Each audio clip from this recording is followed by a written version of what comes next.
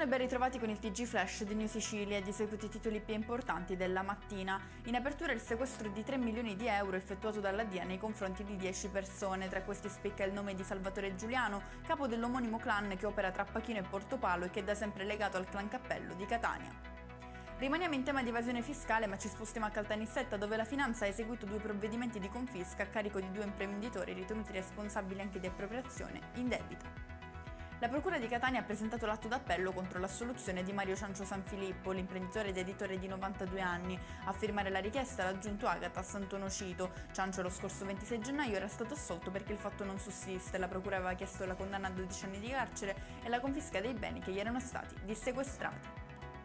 È finito in carcere un sedicenne che durante una serata in discoteca avrebbe accoltellato alla schiena un coetaneo poiché quest'ultimo avrebbe offerto una sigaretta alla fidanzata del giovane. Il tentato omicidio è avvenuto nel cuore della notte in un locale di Fontane Bianche, nel Siracusano.